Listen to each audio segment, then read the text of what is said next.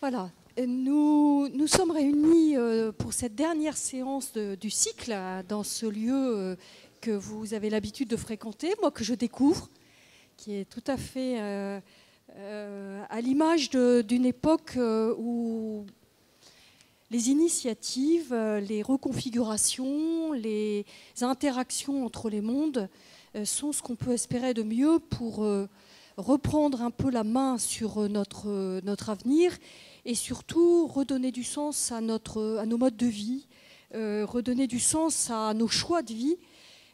Et dans cette semaine où la COP a démarré, je crois que cette séance est particulièrement prend toute une étoffe plus colorée, on va dire, que d'habitude. Je vous remercie d'être là parce qu'il y avait beaucoup d'autres tentations dans beaucoup d'autres lieux. Et j'imagine que vous êtes attachés à cet aspect très concret qu'on va avoir ce soir, qui est de parcourir des expériences qui peuvent nous inspirer. Et ce que j'espère vraiment beaucoup, c'est que ça vous donne des idées, tout ce qui va pouvoir être exprimé ce soir. On n'est pas du tout sur de la déclaration d'intention. On est avec des intervenants qui ont chacun des personnalités, des engagements récents ou plus anciens, et dans des structures extrêmement variées. Donc c'est particulièrement intéressant.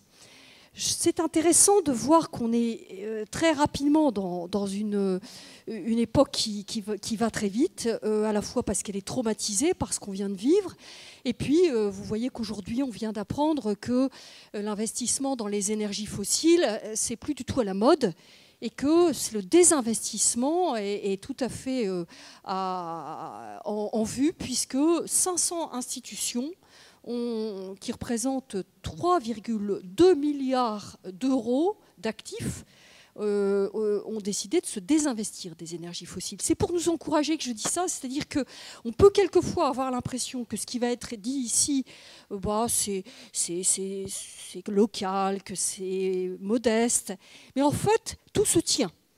Et à un moment donné, la bascule va se faire avec ces acteurs-là et ces acteurs-là. C'est ce que nous espérons, je crois, puisque nous sommes ici. Alors, je vais présenter nos différents intervenants. Je vais être très discrète pour ne pas trop prendre de temps de parole, qui est précieux. Alors, Franck Bernard, qui était prévu, ne sera pas là parce qu'il a eu un heureux événement, une petite fille qui est née. Donc, malheureusement, on n'entendra pas tout ce qu'il pouvait avoir envie de nous dire avec sa fédération des entreprises adaptées, spécialisées dans l'accueil d'emplois de personnes handicapées. Mais nous avons avec nous donc Yann Fradin, qui est juste là à ma gauche, qui dirige une entreprise d'insertion par l'activité économique qui est la structure Espace, qui a 20 ans d'âge. Eh oui, au départ, ça devait être assez pionnier. Maintenant, je crois que c'est le fourmillement d'initiatives, un débordement de projets et d'adéquation avec des gens qui veulent vraiment suivre cette dynamique-là. Nous donnerons la parole après à Michael Landemaine, qui est secrétaire général d'Emmaüs Coup de Main, mais qui est surtout dans un travail universitaire avec une thèse dont il nous parlera, qui essaye d'examiner comment les ONG sont engagées dans le développement durable et l'effet de tout cela. J'imagine qu'il y a aussi la dimension des faits. On aura un petit intermède avec Julien Richardson, mais c'est une surprise. Et nous écouterons après les acteurs de l'action sanitaire. Les deux premiers sont dans l'action sociale. Nous écouterons Jeanne Muret, qui va nous parler, elle, de ce qui se passe à l'Institut Gustave Roussy. Parce que des grandes institutions comme celle-là, qui réunit un nombre considérable de salariés, genre, je crois 2000, c'est cela ? 2500. Voilà, avec, vous imaginez aussi tous les patients, enfin l'ensemble de la population qui passe dans ces endroits-là, eh bien, elle est chargée de mission développement durable. Donc là, il y a tout un tas d'actions très spécifiques de vigilance pour changer certaines pratiques avec des choses très, très particulières que j'ai découvertes. Je n'en dis pas plus. Ensuite, alors Renaud Coupry nous parlera de son aventure en tant que directeur général de la Châtaigneraie, qui est, je crois, près de Cergy-Pontoise, et qui est une structure de réadaptation et de rééducation fonctionnelle. Là aussi, beaucoup de travaux pour surveiller les consommations, du tri de déchets, etc. Il va nous raconter tout cela. Et nous terminerons avec Sylvie Joviado, qui a beaucoup d'énergie, il me semble, vraiment qui déborde d'envie de bouger les lignes avec une structure, une association, je crois, un C2DS, qui est le Comité pour le développement durable en santé, avec lequel d'ailleurs j'ai eu l'occasion de travailler sur les affaires de nanotechnologie à plusieurs reprises. Et elle nous parlera de ce que cette association incite. Elle représente, elle agit auprès de 500 établissements. Et donc les bonnes pratiques, la lutte contre le gaspillage alimentaire, etc., etc. Voilà, on va faire un petit tour de présentation. Ce que je vous propose comme formule, c'est d'être assez simple, c'est-à-dire que chacun prendra la parole 4-5 minutes, et après leur présentation, je vous laisserai poser 2-3 questions si vous voulez en savoir plus, peut-être confronter quelque chose, des idées, et on passera comme ça, puis après on refera une interaction plus croisée entre les différentes initiatives. Voilà. Je vous donne la parole.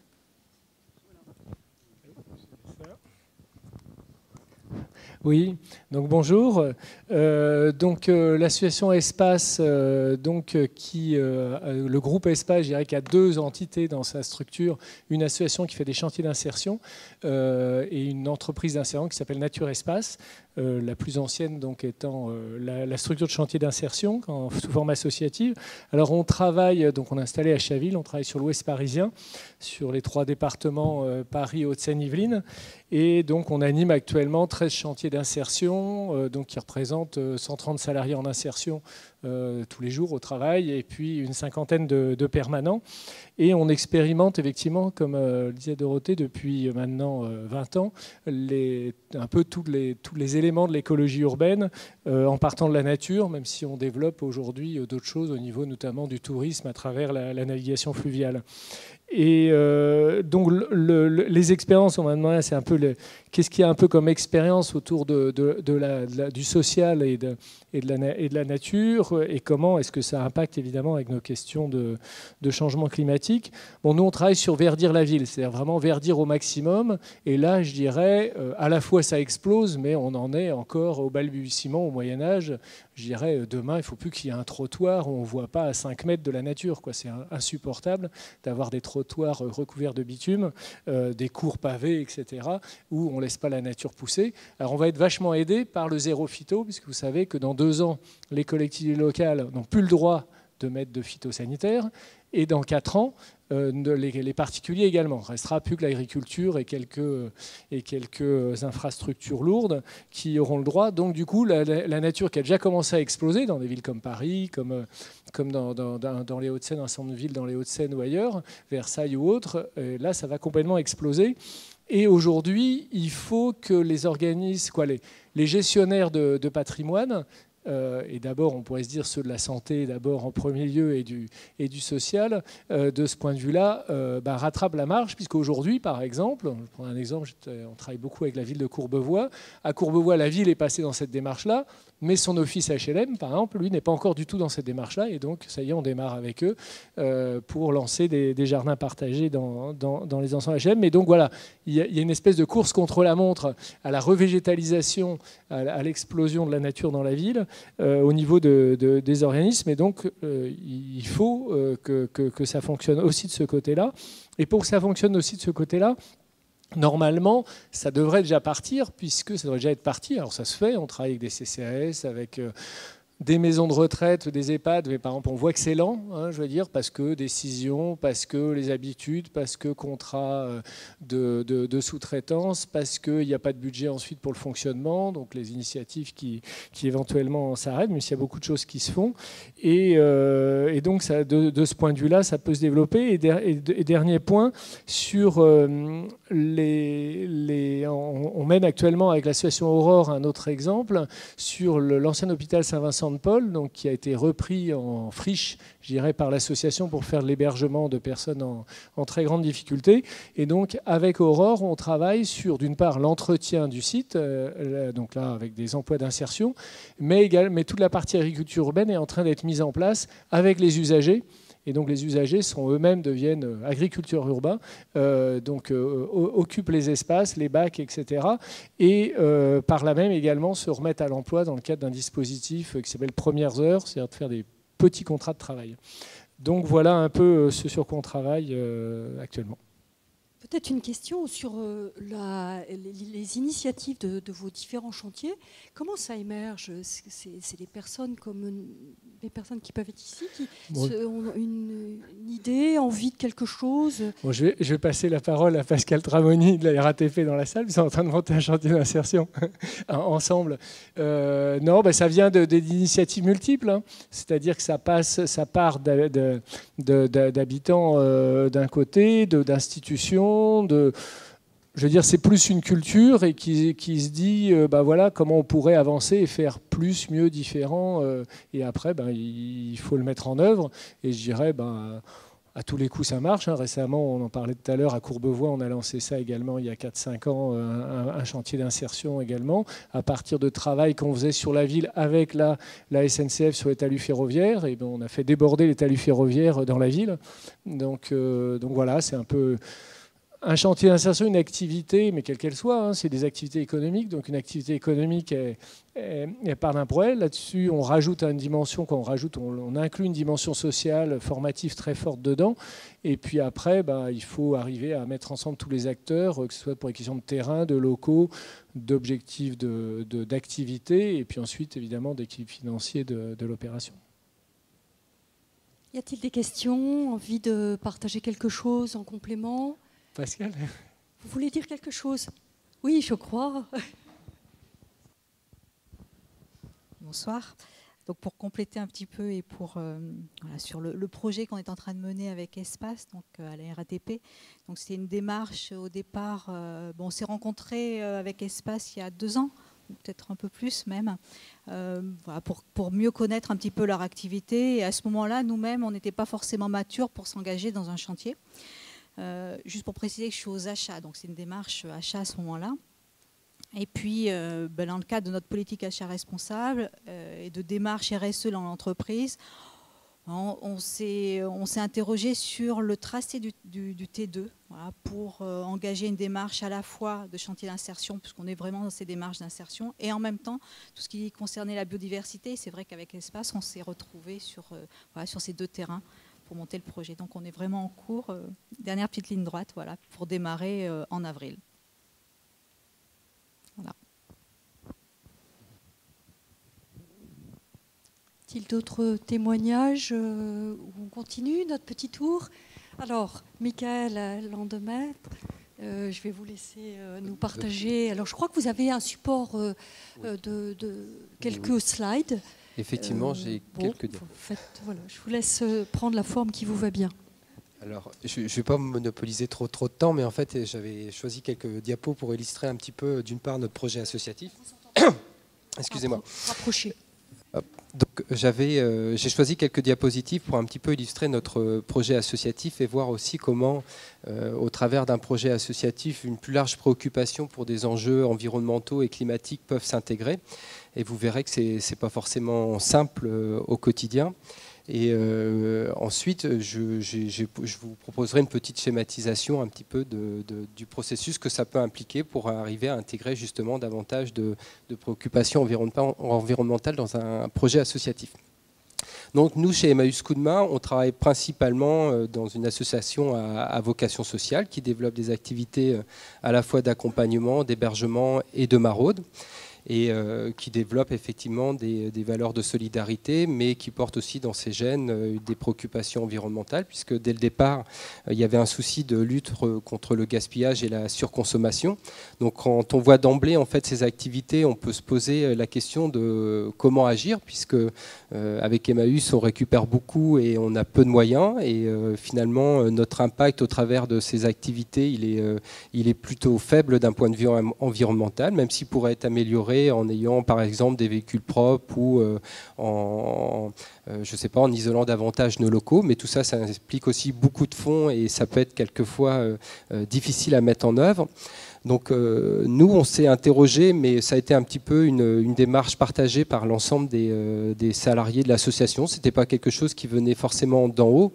Donc un questionnement pour savoir comment finalement aller au-delà je dirais, de ces préoccupations sociales et environnementales pour faire justement davantage je dirais, apporter une plus large contribution à tous les enjeux qu'on connaît aujourd'hui, et notamment comment s'extraire des énergies fossiles. Donc une première phase de débat. La première chose qui a émergé, c'est aussi comment dire, la prise en considération de la fonction support dans ce rôle, puisque c'est vrai que c'est quelque chose qu'on néglige parfois, mais on est en relation avec beaucoup d'acteurs, beaucoup de prestataires, de fournisseurs. Et on s'est prioritairement tourné, nous, à titre d'exemple, vers nos fournisseurs d'énergie, puisqu'on avait, jusque-là, sans trop se poser de questions, on avait eu recours aux fournisseurs le plus courant en termes d'énergie, mais on s'est rendu compte aussi qu'il y avait des structures qui, elles, avaient fait le choix de plutôt développer des modèles tournés vers les énergies renouvelables. Donc une des premières actions qu'on a menées en interne, c'est de faire le choix de changer d'opérateur. Donc, et ça, je pense que ça avait beaucoup de sens à la fois pour militer de manière active contre le réchauffement climatique, mais aussi pour que cette action soit une manière de compléter le sens de notre action, puisque ces structures qui sont aussi porteuses de nouveaux modèles énergétiques ont aussi des valeurs coopératives et sont aussi dans une logique de solidarité. Donc ça nous a semblé être une bonne porte d'entrée. Et on n'a pas été non plus insensible à tout le discours sur la financiarisation de l'économie, tous les placements aussi qui pouvaient être faits dans des énergies fossiles. Donc on a fait aussi le choix de glisser progressivement vers un partenaire bancaire qui avait fait le choix ouvert aussi de ne plus investir dans les énergies fossiles. Donc ça permet un petit peu d'illustrer comment une démarche peut être agrémentée et complétée et de manière relativement simple, si ce n'est que la décision est plus d'un niveau politique, puisque les associations sont quand même à la fois dans différentes logiques. Il y a des financements publics qui pèsent sur nous, il y a aussi des partenariats avec les entreprises privées qui sont de plus en plus important dans les modèles économiques, il faut aussi savoir les ménager. Donc faire le choix d'opérateurs, on peut aussi se poser la question de leur interprétation. Quoi qu'il en soit, pour nous, ça a eu du sens en fait. Voilà. Et ça me faisait rebondir, mais on peut peut-être passer à la diapositive suivante, à la phrase d'un auteur que j'aime beaucoup sur la transition écologique. C'est qu'on s'est rendu compte aujourd'hui qu'un petit peu tous nos mots étaient liés. Non, c'était juste celle d'avant, je crois. Voilà, et c'est une phrase de Pascal Chabot, mais que j'aime bien, mais en fait, qui dit tout simplement qu'aujourd'hui, notre société, elle a connu beaucoup de dégâts, mais par les moyens qui étaient mobilisés aussi pour nous développer. Et un moyen aussi aujourd'hui de peut-être agir davantage, c'est d'être plus sélectif dans les moyens qu'on utilise pour développer nos activités. Et voilà. Donc je ne veux pas monopoliser trop longtemps la parole parce que je peux être bavard. On retient une certaine complexité, c'est-à-dire effectivement votre intervention montre que quelquefois il y a de la perplexité, qu'est-ce qui vaut vraiment la peine, quelles sont les priorités. Je trouve que c'est très intéressant de ce point de vue-là parce que quelquefois c'est pas si clair. Voilà.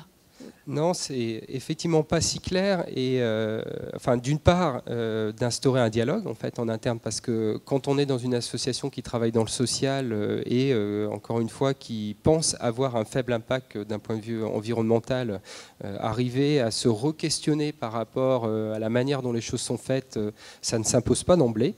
Et ça veut dire qu'il faut quelque part aussi qu'il y ait des porteurs dans l'association de ces débats ou de ces questionnements, et qu'on y réfléchisse beaucoup plus globalement sur la manière dont on peut intervenir. Et ça oblige pour des associations comme la nôtre d'aller chercher parfois loin la manière dont on doit apporter des modifications à nos manières d'opérer. Et en l'occurrence, ce qui était le plus simple à mettre en œuvre pour nous, le plus faisable, c'était effectivement de se préoccuper avant tout du tissu de relations et de partenaires qu'on avait autour de nous, à la fois pour répondre à notre enjeu d'une meilleure prise en considération de notre impact environnemental, mais aussi par souci de consolidation de l'économie sociale et solidaire, puisque en faisant le choix d'un opérateur lambda, ça veut dire qu'on renforce aussi quelque part un modèle, mais si on choisit d'orienter nos partenariats, on renforce aussi d'autres modèles, quoi. Donc, voilà. Oui, c'est tellement important, ces dimensions de ne pas forcément être obsédé une seule dimension qui serait l'émission de gaz à effet de serre. Si on est monomaniaque d'une dimension, on peut ne pas être efficient dans le mouvement général positif de plus de relations, de plus aussi de frugalité dans les modes de vie. Vous pointiez le fait que quelquefois il faut investir pour être plus durable. Donc là aussi, c'est des choix pas forcément évidents. Est-ce que quelqu'un voudrait poser une question? Peut-être, d'ailleurs, vous n'avez pas trop évoqué votre évaluation de l'impact des associations, votre autre casquette de thèse, là, de votre travail. Est-ce que quelqu'un veut profiter d'avoir un interlocuteur qui a une vue générale comme cela? Ce que je peux peut-être dire, en fait, mais c'est pas par hasard en fait que j'insiste sur les moyens pour parvenir, je dirais, à davantage de cohérence pour un projet social ou tourner vers l'économie sociale et solidaire de manière générale. C'est que quand on appréhende la responsabilité sociale et environnementale, quand on appréhende le développement durable, on a souvent tendance à y associer beaucoup de complexité ou de lourdeur ou d'impact financier. Mais je pense que c'est vraiment pas la bonne porte d'entrée, en fait. Je pense qu'il y a vraiment des manières qui sont très faciles pour agir et qui ne sont pas coûteuses, mais qui nécessitent encore une fois de se poser des questions et de chercher un peu de cohérence dans le projet qu'on développe. Et je pense que ça, c'est vraiment un message à véhiculer, parce qu'aujourd'hui, on a besoin de plus en plus d'acteurs qui sont dans une recherche de cohérence et voilà, et aussi d'alliances entre acteurs dont les projets convergent. Merci, Michael. Alors, on va rester dans cette réflexion sur la cohérence et même peut-être sur des actions qui peuvent avoir comme impact des affaires qui ne sont pas un impact fort, mais hautement symbolique. Et donc, je voudrais proposer à Julien de nous faire part de ce qu'il fait avec Extramuros.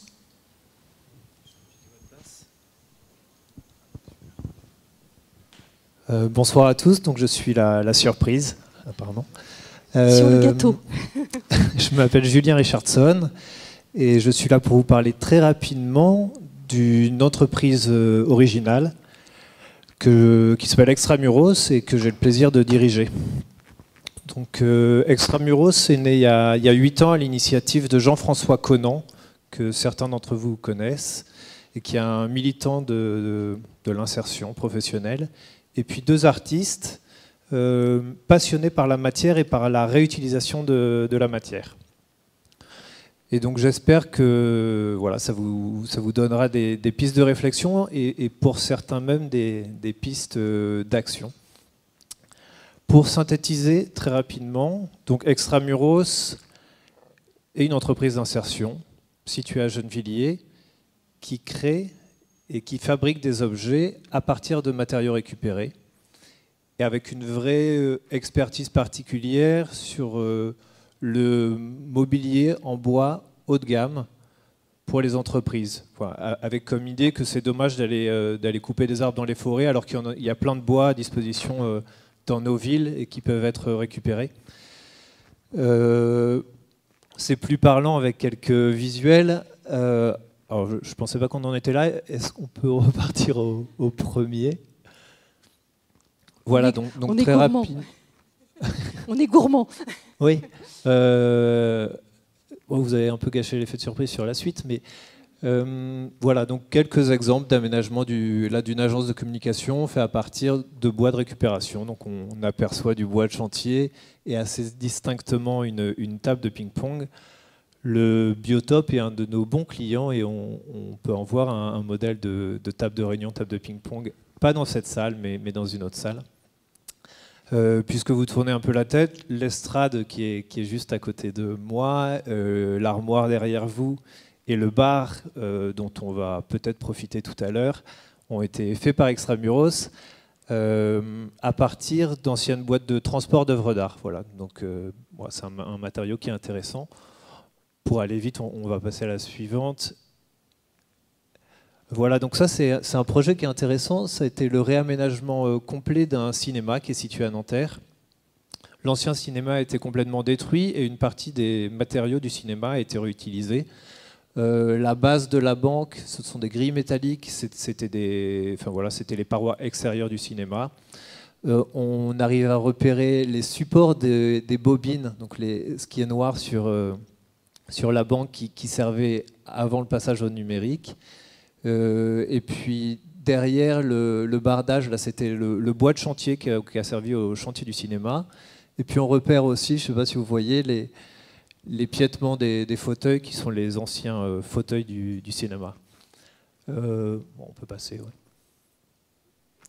Donc là, c'est un peu une nouveauté. On aimait beaucoup travailler le bois brut et c'était facile de récupérer beaucoup de bureaux et qui sont en bois aggloméré. Donc on commence à travailler cette matière et on arrive à faire quelque chose d'assez sympa. Donc c'est une petite console faite pour Kinarps, une commande spéciale. Kinarps, c'est le leader européen du mobilier de bureau.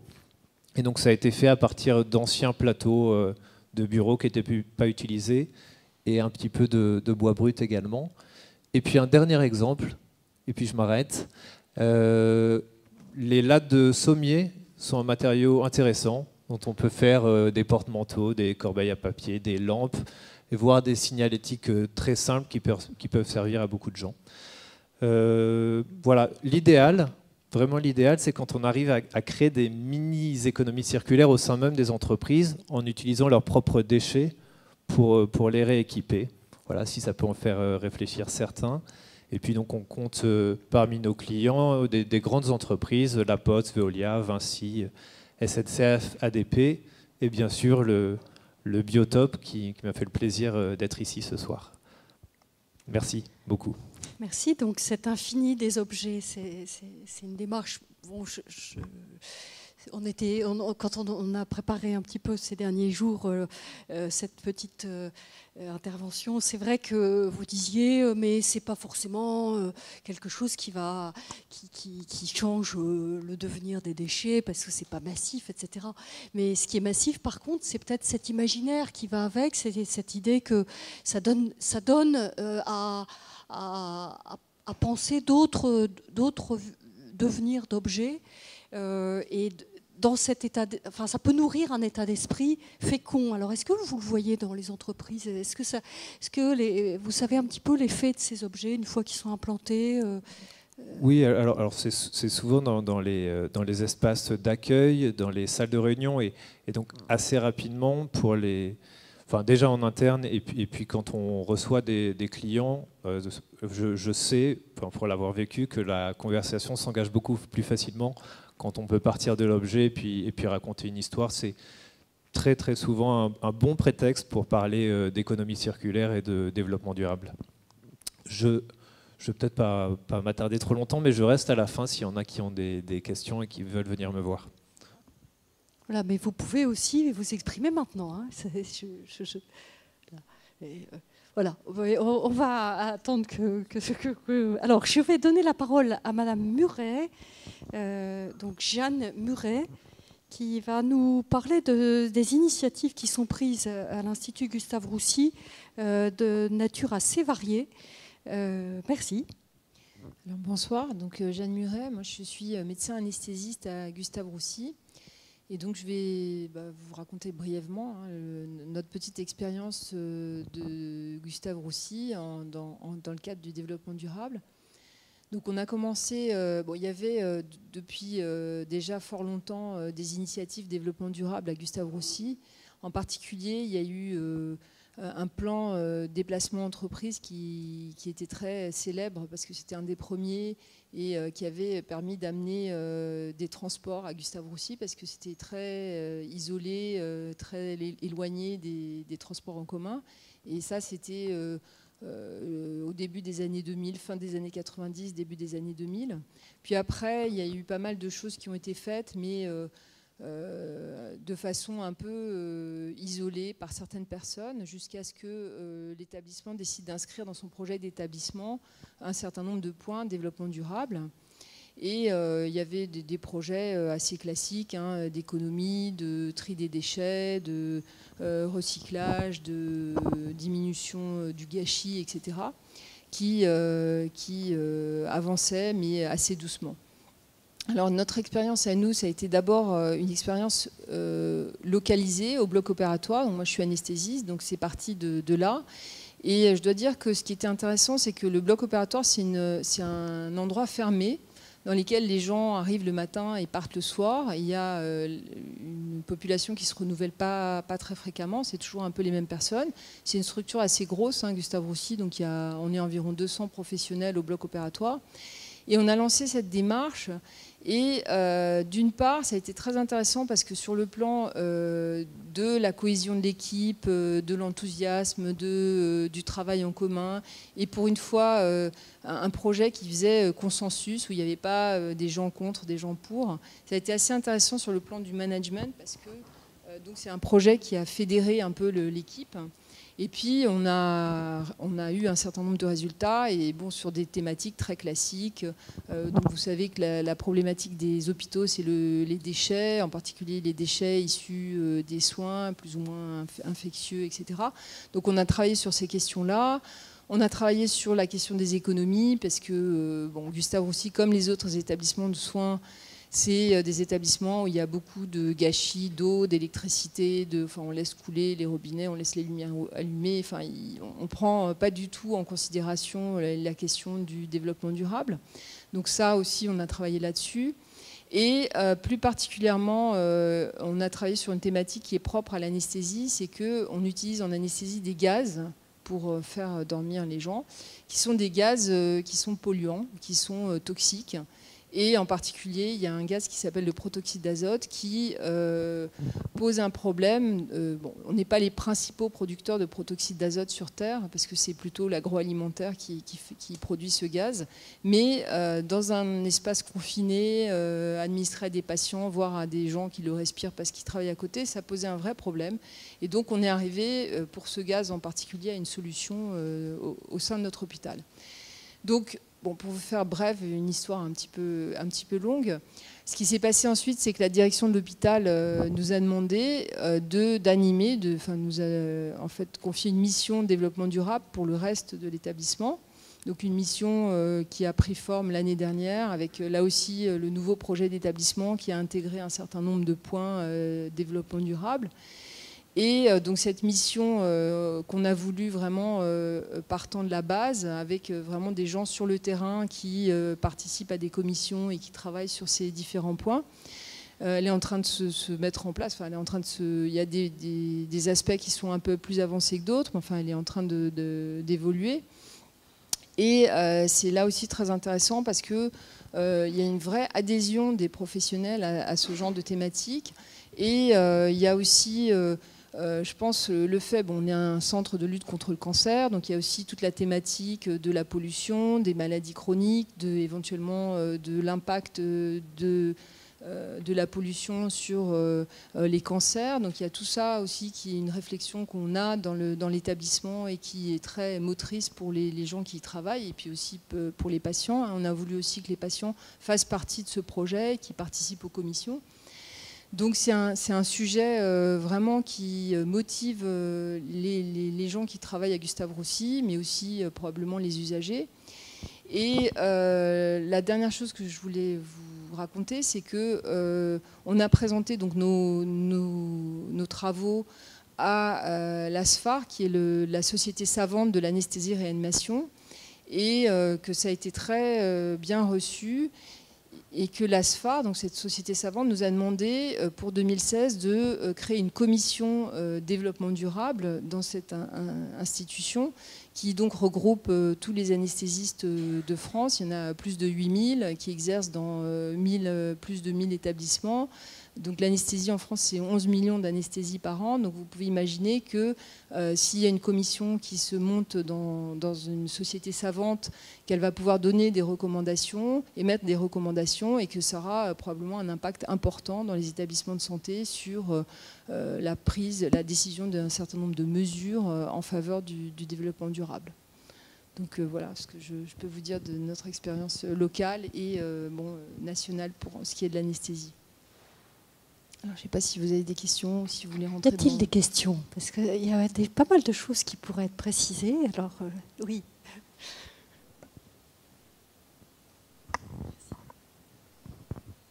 Bonsoir docteur et bonsoir à tous.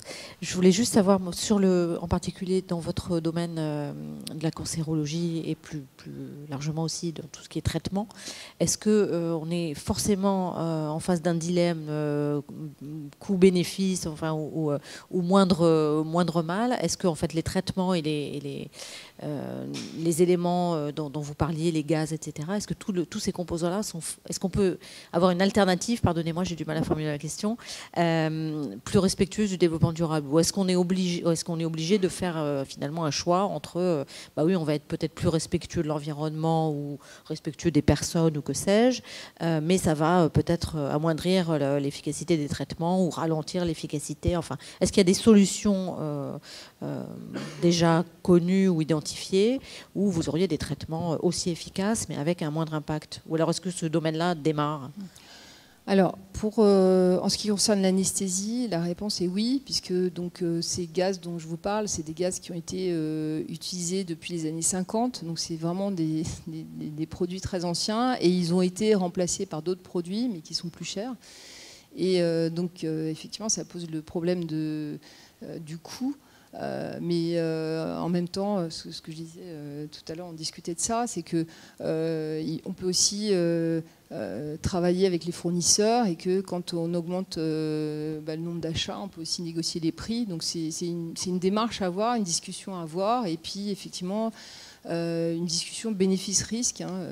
En ce qui nous concerne, donc l'utilisation de ce gaz, il nous a semblé que le bénéfice n'était plus si important que ça, et par contre les risques étaient présents, et que donc l'idée, ça a été de le supprimer progressivement et de ne plus l'utiliser. Maintenant, il y a beaucoup de lobby dans l'industrie pharmaceutique, alors c'est un peu compliqué il paraît, oui. de lutter avec des arguments qui parfois peuvent sembler un peu candides. Mais oui, je pense que après, tout dépend de comment on se place. Mais bon, il y a des solutions qui existent dans un certain nombre de domaines. Maintenant, dans la cancérologie même, je ne sais pas. Je ne peux pas répondre à cette question précisément. Il faut voir de quel traitement on parle, etc. Mais effectivement, il y a une réflexion à avoir sur cette question. Merci.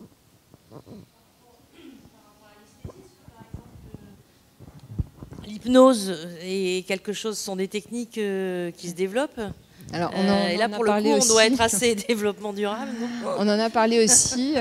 Effectivement, l'hypnose, c'est vraiment quelque chose qui se développe beaucoup dans les hôpitaux en ce moment, qui peut, remplacer un certain nombre de pratiques qu'on avait auparavant. Et l'hypnose, non seulement l'hypnose, mais je pense aussi tout ce qui va avec, c'est-à-dire cette façon aussi de parler aux patients ou aux personnes. Et je voudrais vous dire qu'à Gustave Roussy, comme dans d'autres établissements, on a aussi une initiative depuis l'année dernière. C'est-à-dire qu'on a décidé de faire venir les patients debout au bloc opératoire. Alors ça a l'air de rien comme ça, on a l'impression que ça n'a rien à voir avec le développement durable, mais en fait, oui. Et pourquoi est-ce qu'on amenait les patients dans des brancards au bloc opératoire? parce qu'on faisait ça depuis tout le temps et qu'on n'avait pas pensé qu'on pouvait faire autrement. Et donc alors ça a été très compliqué, parce que dès qu'on change un peu les pratiques, c'est souvent compliqué.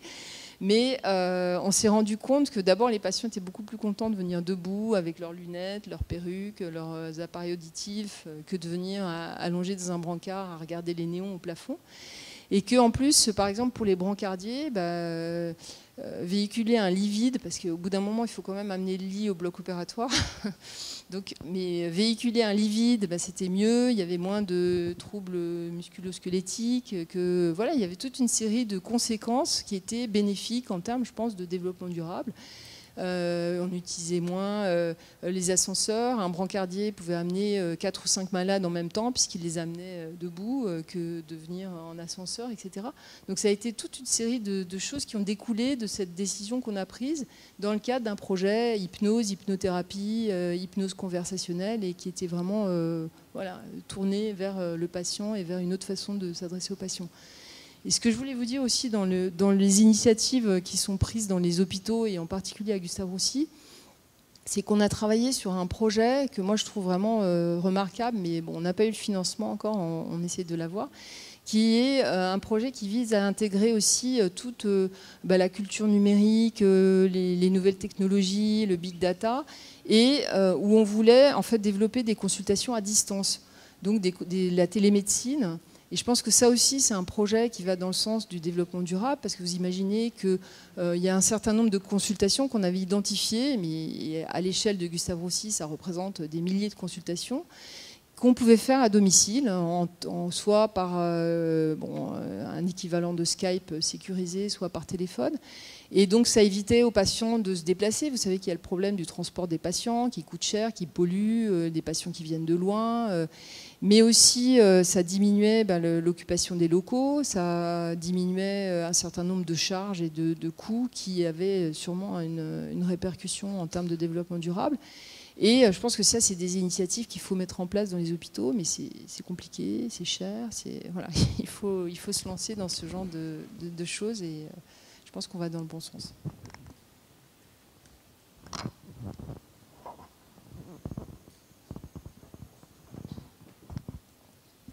Je voulais simplement savoir si vous avez les moyens de chiffrer un peu les différents impacts. Par exemple, vous parliez là à l'instant de ces visites, de ces déplacements qui pouvaient être évités.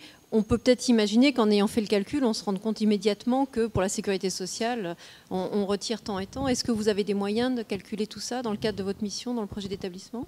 Ah oui, ça, dans le cadre de ce projet de télémédecine, on avait chiffré grossièrement les économies, mais il y avait une étude médico-économique qui était faite en parallèle de cette expérience pour justement démontrer les économies, mais aussi il y avait aussi une étude qualitative auprès des patients qui évidemment préféraient être chez eux, recevoir le coup de fil du médecin que de se déplacer, de faire parfois 150 km pour venir consulter, quoi. Et alors dans le monde médical, une fois que la preuve est faite, il se passe quoi?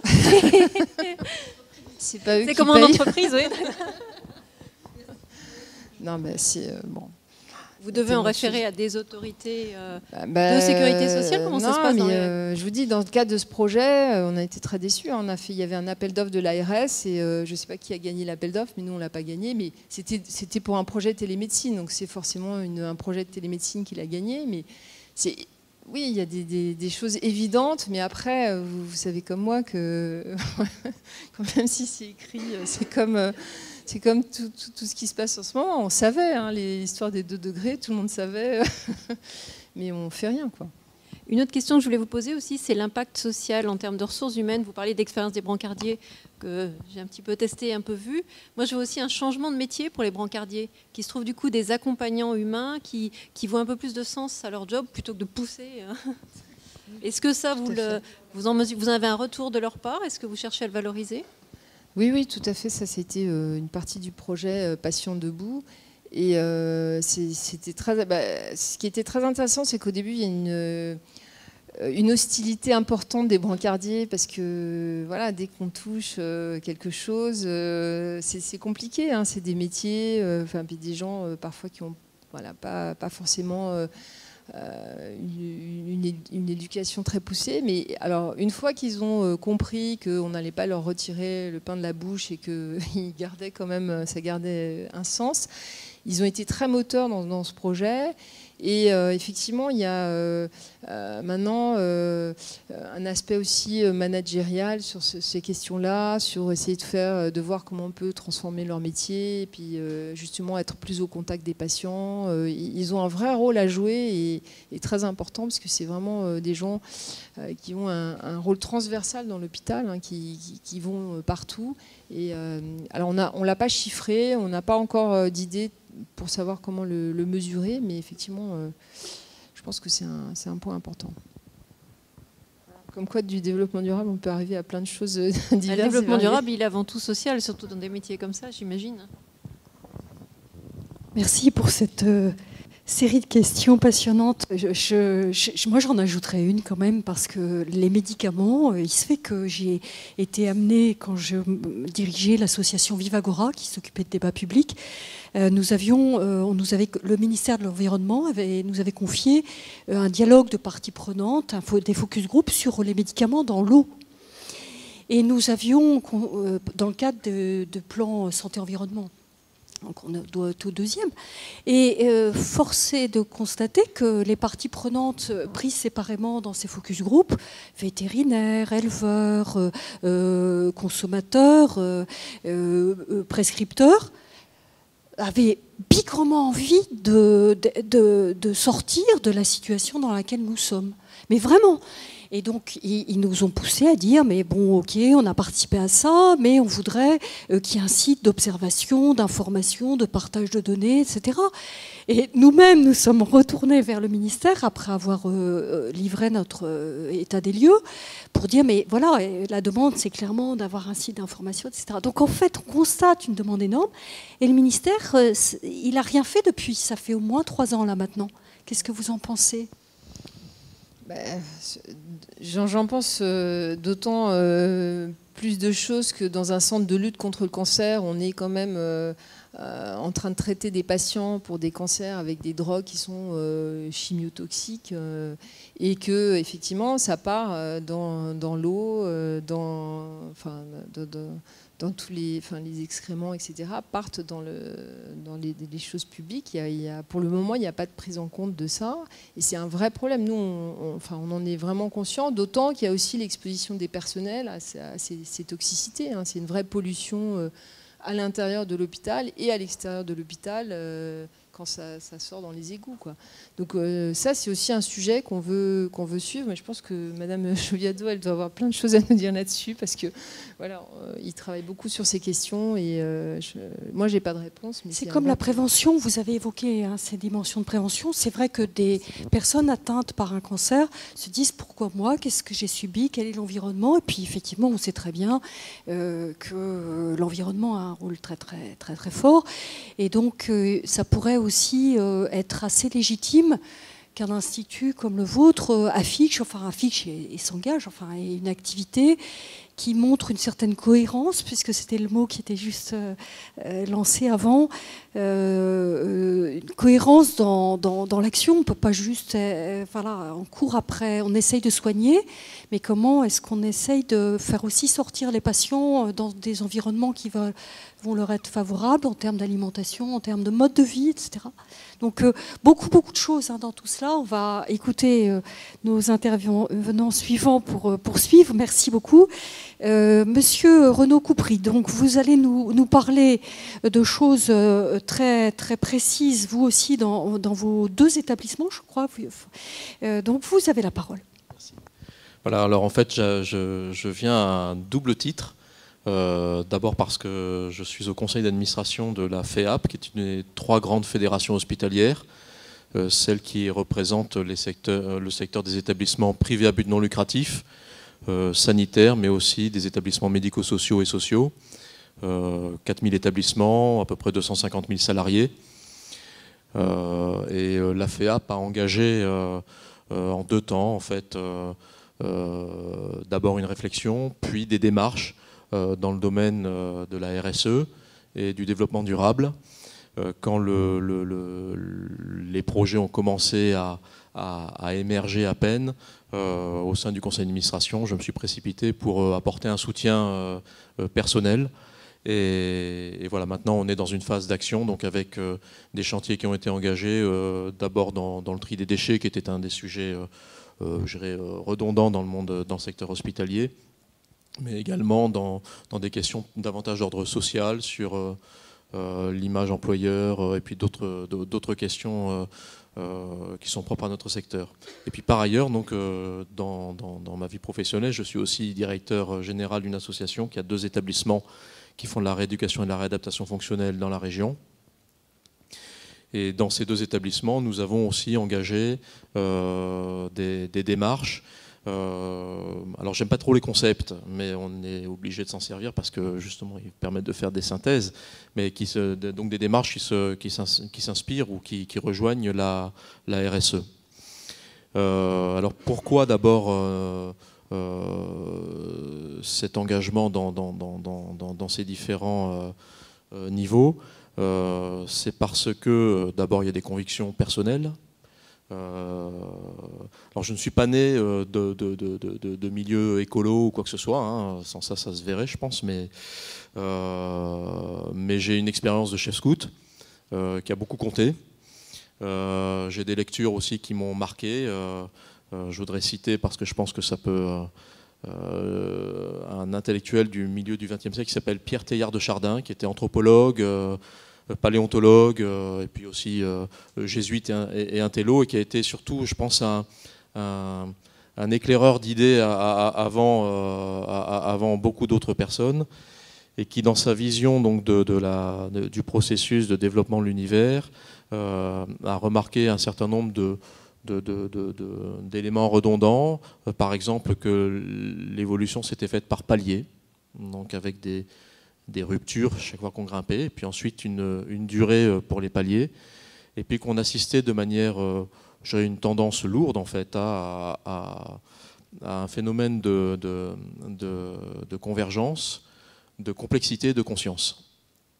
Et l'apparition de l'homme, alors la convergence, on voit ça par exemple des atomes qui se rapprochent et qui forment des molécules, qui vont former ensuite des premiers éléments, des premiers micro-organismes, etc., etc.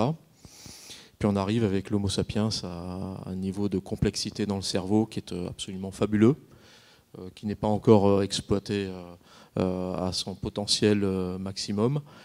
Et pourquoi je vous parle de ça? C'est parce que dans son approche des choses, d'abord on s'inscrit dans une très longue durée. L'homme n'est pas arrivé comme ça d'un seul coup, d'un claquement de doigts. Dans le phylum de l'homme Homo sapiens, on est encore dans les premiers temps.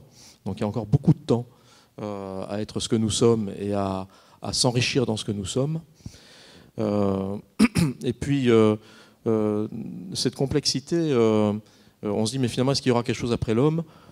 Et on ne sait pas s'il y aura quelque chose qui sera sur le plan biologique plus perfectionné. Mais par contre, l'agrégation, elle va continuer de se faire, probablement par l'intelligence collective. Donc, développer le travail ensemble, nous sommes le seul animal qui a conscience qu'à l'autre bout du monde, il peut y avoir quelqu'un qui nous intéresse et avec lequel on peut nouer un lien. Et donc, cette intelligence collective, dans le développement durable et sur l'aspect environnemental, entre autres, mais aussi social et économique, je pense qu'elle est appelée à se développer et qu'à nos niveaux respectifs les uns les autres, par les connexions que nous faisons et par nos propres intelligences, on peut y contribuer. Voilà, alors pour revenir à du pratico-pratique, dans notre établissement, nous avons... Alors, c'était intéressant parce que nos expériences ensuite, ce sont des expériences qui n'ont pas quelque chose de très innovant. Hein. Je vais prendre deux exemples. Le premier exemple, c'est que nous avons travaillé très tôt sur le suivi de nos consommations d'énergie pour des raisons purement managériales, économiques, etc., en mettant en place un certain nombre d'indicateurs. Et on s'est aperçu qu'en suivant ces indicateurs très régulièrement, on voyait des tendances se profiler. Et comme nous avions aussi une conscience un peu de respect de l'environnement, on s'est dit, tiens, mais on peut peut-être baisser, pas uniquement voir s'il y a du gaspillage ou s'il y a une fuite, mais aussi baisser. Et ça nous a amené à engager un certain nombre d'actions, que ce soit en matière de consommation de l'eau, que ce soit en matière de consommation de la production de chauffage, et puis d'électricité. Alors je ne vais pas les citer parce que ce n'est pas très intéressant en soi, parce qu'on les retrouve ailleurs, mais nous avons donc un suivi hebdomadaire qui est fait de ces consommations, et une conscience qu'on peut avancer. On travaille encore aujourd'hui avec un bureau d'études pour passer à une nouvelle étape de recyclage de chaleur, des fumées de notre chaufferie, voilà.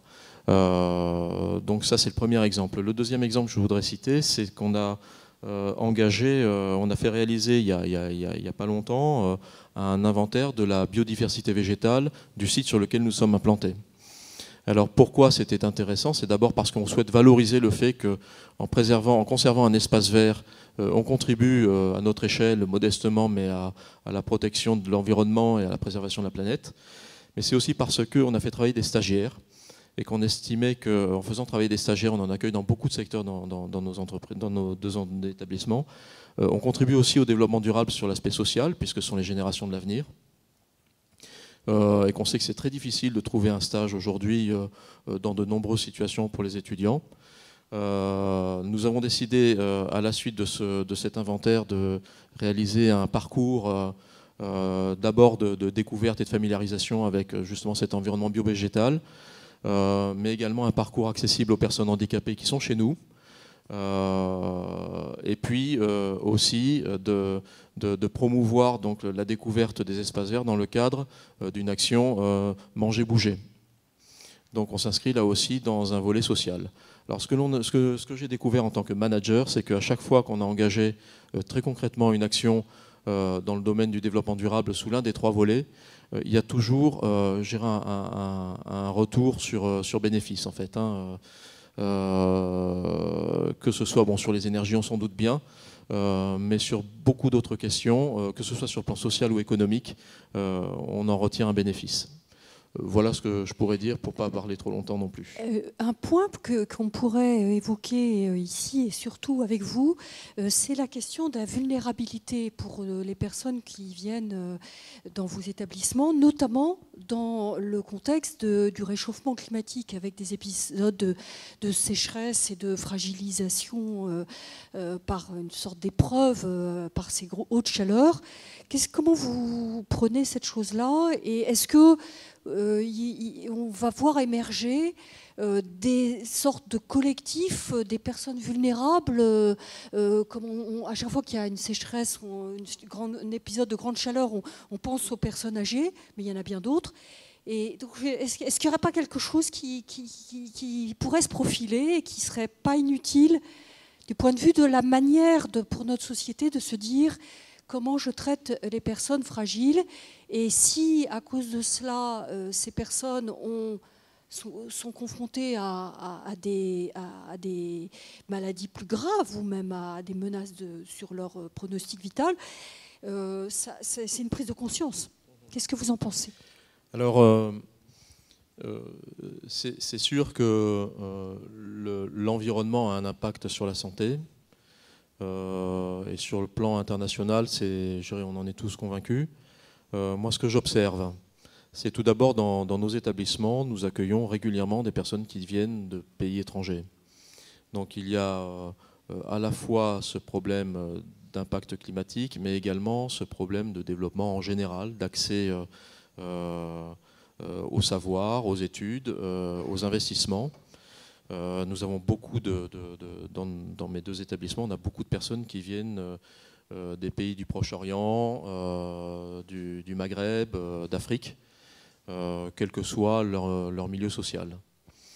L'autre chose, c'est que dans l'activité que nous avons dans nos deux établissements, il y a une conscience du développement durable et des processus de longue durée, parce que un patient qui doit récupérer après un accident vasculaire cérébral, ça prend du temps. Et donc l'inscription dans une chronologie qui est longue, elle existe. Ensuite, l'ensemble des établissements de santé a été invité depuis maintenant plusieurs années à élaborer des plans blancs. Donc voilà, c'est un peu comme les plans Orsec, mais quand ça ne va pas dans la santé, pour réagir à des épisodes sanitaires aigus et qui provoquent des afflux de blessés ou de patients importants. Voilà, et je crois que c'est bien en place maintenant dans beaucoup de structures. On a vu ça encore ces derniers temps avec... En fait, on avait un potentiel de sites qui étaient en mesure d'accueillir les blessés des attentats qui était bien supérieur en fait à ce qui a été fait. Seule la PHP a été en réalité mobilisée alors que beaucoup d'autres structures étaient en mesure d'intervenir. Oui, une question. Oui, bonsoir. Une remarque et une question pour rebondir effectivement sur ce que disait Dorothée à l'instant. Moi, j'ai été étonné que dans ce concert de prise de parole à l'occasion de la COP21, je me suis dit peut-être que les établissements de santé avaient l'opportunité de prendre la parole en disant « nous sommes les témoins ici en France, il n'y a pas besoin d'être à l'autre bout du monde » pour rendre compte du changement climatique et des conséquences que ça a, qui ne sont pas seulement environnementales, qui ne sont pas seulement agricoles, etc., mais qui sont sanitaires pour le coup. Ça, c'est juste une remarque. Peut-être que ça a été fait, que je n'ai pas assez tendu l'oreille, mais peut-être que c'est à réfléchir à l'avenir. Hein, mais bon, voilà. Et ma question, elle est plus pratico-pratique, plus technique. Pour avoir travaillé en collectivité locale avant, dans un département, je me pose la question de, aujourd'hui, vos principaux financeurs, hein, des établissements qui sont membres de votre fédération, qui sont financeurs publics, essentiellement l'État via les ARS et les conseils départementaux, dans quelle mesure ils vous engagent, vous incitent, vous obligent peut-être ou vous freinent dans une démarche, dans la prise en compte de ces enjeux du climat ou plus largement des développements durables, que ce soit dans le cadre légal, réglementaire ou dans les règlements d'intervention, en sachant qu'évidemment ces règlements d'intervention peuvent être, selon les départements et les lieux, des fois très hétérogènes, selon les politiques départementales.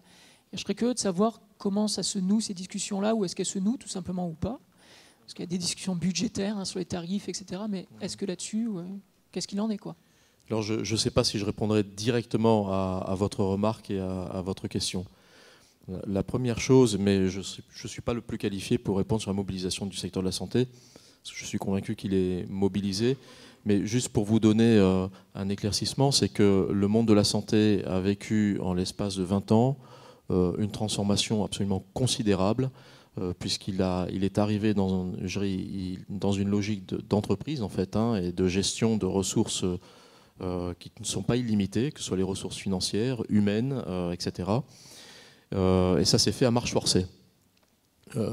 Donc c'est vrai qu'on ne peut pas être présent sur tous les secteurs de manière aussi forte que ce qu'on l'on voudrait, mais il y a dans le monde de la santé une exigence en matière de développement durable à travers la certification. Donc tous les établissements de santé y passent, et les établissements médico-sociaux aujourd'hui y passent aussi. Donc on ne peut pas échapper à la question. Ensuite, par rapport à nos financeurs ou tutelles, il y a eu une évolution qui s'est faite progressivement, où de structures qui étaient sous contrôle total en fait, des financeurs et tutelles, il y a progressivement une logique de subsidiarité qui s'est mise en place, avec donc des ressources qui nous sont allouées, mais en nous laissant une capacité à agir et à décider qui est importante. D'une certaine façon, on nous a responsabilisés, et donc on peut devenir entreprise responsable. Voilà. Merci. Je pense qu'on va passer. Merci beaucoup, Monsieur Coupry. On va écouter maintenant Sylvie Joviado pour ce témoignage qui va peut-être, vous allez pouvoir répondre à certaines questions. Oui, tout à fait. Bonsoir. Donc tout de suite pour répondre à la question du monsieur, en même temps qu'il y a cette réunion ce soir, au Bourget, le président du C2DS, donc qui est l'association que je représente ce soir, est en train de faire une conférence sur les impacts sanitaires du changement climatique.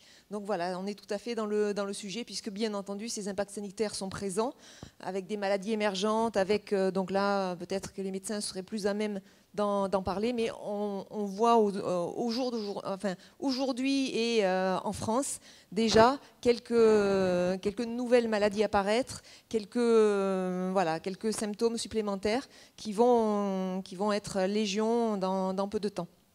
Voilà donc pour répondre à votre question, je pense. Et effectivement, comme l'a dit M. Coupry, la certification des établissements de santé a obligé tous les établissements de santé, et ça depuis 2010, à s'inscrire dans une démarche développement durable.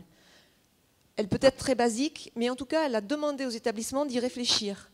Et effectivement, ça fonctionne. Il y a 45 critères qui sont à ce jour inscrits comme du développement durable et qui doivent être donc mis à l'ordre du jour tous les 4 ans pour les établissements de santé. Donc on le retrouve dans les projets d'établissement, on le retrouve un peu partout. Donc c'est pas un fil conducteur. On est bien d'accord que le développement durable dans un établissement de santé ou dans un établissement médico-social, ça n'est pas le cœur du métier. Le cœur du métier, ça reste le patient. Mais n'empêche qu'avec du développement durable et la politique des petits pas, on peut faire au jour d'aujourd'hui beaucoup de choses pour que les établissements soient beaucoup plus vertueux. Donc voilà, pour en revenir à ce qu'est le C2DS, donc le Comité pour le développement durable en santé, il a été créé en 2007 sous l'impulsion d'une vingtaine d'établissements, de directeurs d'établissements, qui étaient donc, qui se rendaient compte qu'ils travaillaient bien, qu'ils soignaient bien donc les patients dans leurs établissements, mais qu'ils étaient à côté de ça de véritables pollueurs, parce que très consommateurs d'énergie, très producteurs de déchets, de gros acheteurs, etc. Donc ils se sont dit, est-ce que maintenant qu'on s'est bien soigné, est-ce qu'on ne peut pas faire mieux? Et donc ils ont créé cette association, donc en 2007, 20 établissements, 20 directeurs engagés. Et au jour d'aujourd'hui, on est une association qui comprend quasiment 500 établissements. Donc vous voyez, ça commence à faire boule de neige. Donc l'idée de cette association, c'est de fédérer un réseau. On n'est que 4 à travailler donc, pour 500 établissements, donc vous comprenez bien qu'on ne peut pas accompagner tous les établissements en les prenant par la main. Mais ce qu'on essaie de faire en tout cas, c'est de mettre en réseau tout ce que font des établissements, donc des bonnes pratiques, pour que ça puisse être partagé par les autres, adapté, adopté par d'autres établissements d'un même secteur qui ont les mêmes problématiques. Et donc voilà, notre rôle, il est là, c'est de faire passer de l'information, c'est de travailler sur des sujets qui peuvent être très, très divers. On monte des groupes de travail sur, donc en ce moment, on a un groupe de travail sur les achats responsables, on a un groupe de travail sur les résidus médicamenteux dans l'eau, la question qui a été posée tout à l'heure. Donc savoir effectivement comment gérer ce problème de résidus médicamenteux dans l'eau, qui est un réel problème, puisque les poissons changent de sexe, hein, c'est la caricature, mais ça veut bien dire quelque chose. Donc les établissements ne sont pas forcément les seuls responsables dans cette pollution de l'eau, mais en tout cas ils ont leur part de responsabilité. On a des groupes de travail sur la gestion des déchets, bien entendu. Hein, les déchets dans les établissements, c'est un problème. On travaille sur le gaspillage alimentaire dans les établissements de santé parce que c'est énorme. C'est 365 jours par an, à la différence d'autres secteurs, 7 jours sur 7 et 2 repas par jour. Donc ça devient vraiment énorme. On travaille sur les perturbateurs endocriniens, ça a été évoqué aussi tout à l'heure dans le plan national santé-environnement 3. Donc on a essayé de monter une campagne pour sensibiliser les établissements et faire en sorte qu'ils puissent réfléchir à une diminution de l'utilisation ou de l'introduction de perturbateurs endocriniens dans les établissements, en sachant qu'il y a des perturbateurs endocriniens qui sont des médicaments qui sont là justement pour soigner, donc ceux-là on ne va pas les enlever, mais des perturbateurs endocriniens dans des dispositifs médicaux, on a peut-être quelque chose à faire. Si on est nombreux à solliciter le ministère sur le fait qu'on peut enlever certaines substances des dispositifs médicaux, ça aura un impact. Donc voilà, on a ce genre de travail, de lobbying. Donc c'est sous forme de groupe de travail, comme je vous le disais. C'est des campagnes que nous montons, qui sont des éco-gestes donc sur différentes thématiques et que l'on met à la disposition des adhérents. L'idée étant que nos adhérents ne partent jamais d'une page blanche, que quand ils arrivent, ils puissent déjà avoir des outils et que ça puisse contribuer à leur mise en place de cette démarche développement durable, à leur comité, etc. Donc, et on est là pour y répondre. On nous pose une question. Si on ne peut pas y répondre, on va solliciter tous nos adhérents pour voir si un autre établissement aura la réponse, si nous n'avons pas cette réponse-là. Donc voilà un peu, c'est vraiment l'idée d'un réseau. Sylvie, vous n'avez pas parlé d'une chose importante, c'est le diagnostic, l'outil qui est un peu un point qui permet une émulation, une comparaison entre établissements. Ça me semble très très important d'en dire un mot et de dire si tout le monde est un peu d'accord avec ce référentiel. Donc oui, on a un outil qui s'appelle l'IDD, qui est l'indicateur développement durable, qui est disponible pour tous les adhérents et qui est un questionnaire d'environ 200 questions qui balaie tous les sujets, tous les domaines du développement durable. Et un établissement remplissant ce questionnaire peut donc évaluer sa maturité quant à sa démarche développement durable.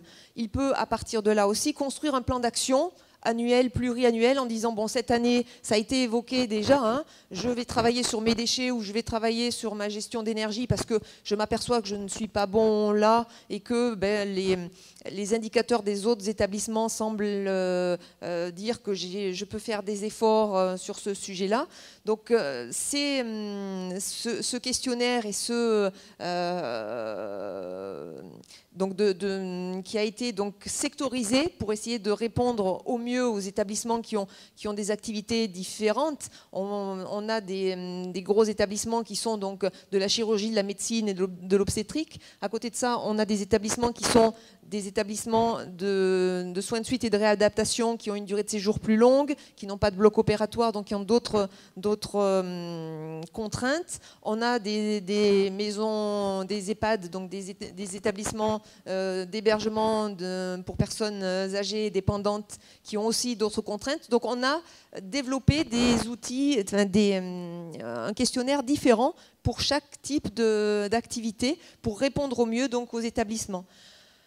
Au sortir de ce questionnaire, on aura un observatoire, c'est-à-dire que l'agrégation des données de tous les questionnaires va permettre à tous les établissements de se comparer au même secteur d'activité. Donc ça, d'ici 15 jours, on sortira l'observatoire des données 2014 pour tous les établissements. Donc chacun pourra aller voir en fonction de ses résultats comment il se situe par rapport aux autres. Donc ça va être des indicateurs qualitatifs, les consommations d'eau, les consommations d'énergie, mais ça va être aussi sur des questions en oui, non, en partie, etc., pour savoir où en est la démarche développement durable. Donc ça permettra vraiment à l'établissement de savoir où il en est.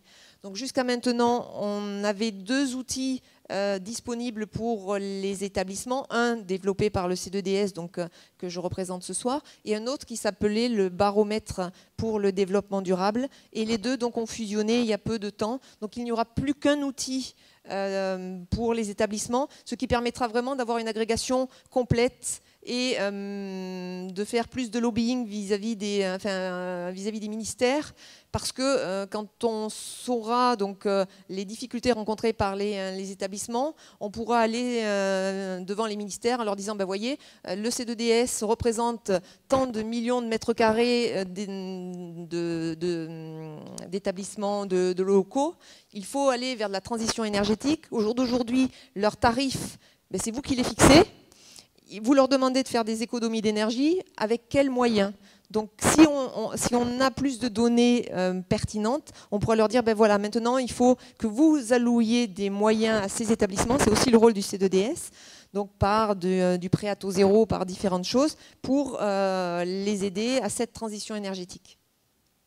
Vous avez mis tellement d'énergie que ça met du grésillement dans le micro. Merci beaucoup. Y a-t-il des questions? Parce que là, il y a énormément de... Monsieur. Moi, j'ai 2 questions. La première, c'est de savoir si dans vos environnements respectifs, vous êtes des marginaux, ou est-ce qu'il y a une véritable prise de conscience dans vos activités des problématiques que vous évoquez? Parce que quand on parle du millier de personnes qui collaborent, milliers d'établissements qui sont concernés, peut-être qu'on est loin du compte. Et la deuxième question, c'est est-ce qu'il ne vaudrait pas mieux revoir de tout au tout ce qui est en train de se faire aujourd'hui?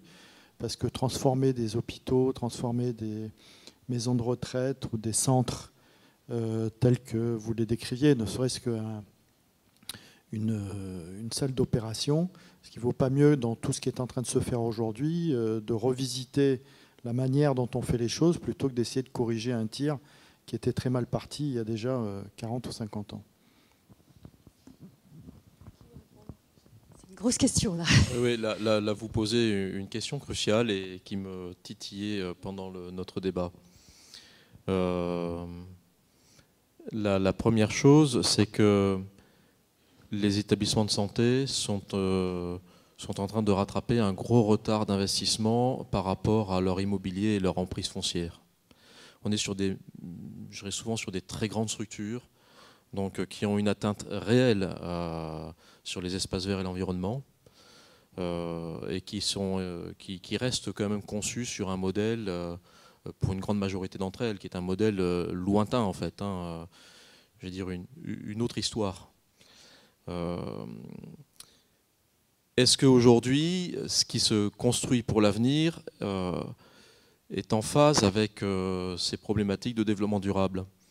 Je veux dire à la fois oui et non, parce qu'on est en train de tâtonner. Oui, parce qu'on cherche d'abord à rapprocher le patient du domicile, donc à le rendre moins dépendant de tout un environnement qui le porte, qui va agir sur lui en fait, mais de le laisser dans son environnement habituel, dans son milieu habituel, dans tous les sens du terme. Mais en même temps, moi, il y a une problématique qui me préoccupe beaucoup, c'est que dans toutes les sociétés occidentales, aujourd'hui, on est en train de vivre ce qu'on appelle le virage ambulatoire, c'est-à-dire de développer les prises en charge sur la journée, que ce soit sur un site X ou à domicile, et que je crois qu'on n'est pas aujourd'hui conscient de ce que ça va entraîner comme impact sur la consommation d'énergie, les transports, etc. Sur les comptes sociaux, ça va certainement avoir un impact énorme. Alors on va faire une économie sur le budget des hôpitaux, mais probablement pas sur le budget des transports sanitaires. Et puis je pense que sur le plan environnemental, donc ce sera aussi aux productions de carbone vraiment un gros problème. Tout ça pour dire que on dit que dans le collaboratif et l'intelligence collective, les initiatives viennent souvent du terrain.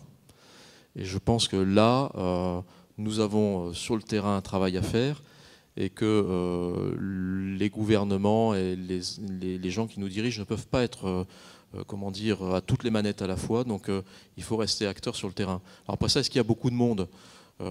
Aujourd'hui, alors on dirait le C2DS qui est vraiment un organisme de référence. C'est l'organisme de référence en matière de développement durable, même dans le monde de la santé. Il y a 5 ans, il n'y avait pas beaucoup d'adhérents. Aujourd'hui, il y en a 500. Il a acquis une notoriété importante. Ça signifie que des pionniers d'il y a quelques années, aujourd'hui, c'est devenu plutôt une petite tribu. Et peut-être que demain, ce sera un réseau beaucoup plus nourri. Je pense que c'est le philosophe Alain qui disait le pessimisme est d'humeur et l'optimisme est de rigueur. C'est notre devoir d'y croire, quoi. Alors moi, je propose, pour poursuivre dans ce que vous venez de dire, et à l'occasion de votre question, monsieur, je vais revenir vers vous, mais je vous propose que vous repreniez chacun une réponse à cette question-là tout à l'heure pour conclure, ou si vous voulez intervenir en complément.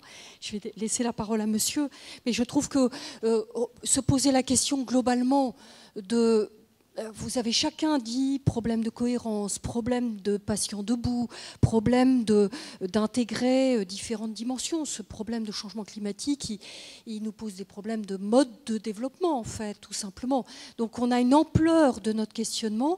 Et ce qui me frappe, c'est que l'apport de chacun, si jamais on prend votre affaire d'intelligence collective, il y a des compétences à mettre ensemble qui permettraient effectivement, ce que vous dites, monsieur, de reconfigurer nos conceptions même de l'hospitalisation, de la maladie, de la prévention de la maladie, parce que moi j'ai publié un livre qui s'appelle Alerte Santé avec André Cicolella sur les lanceurs d'alerte à propos de tous ces problèmes, de comment est-ce qu'on se met en mouvement pour prévenir les choses de manière un peu plus définitive que ce qu'on fait. Donc voilà, mais je vais revenir vers vous, monsieur. Allez-y, madame. Oui, c'est ça, c'est que ça prend de l'ampleur, les établissements sont conscients de de leurs impacts. Là, il n'y a aucun souci, mais c'est...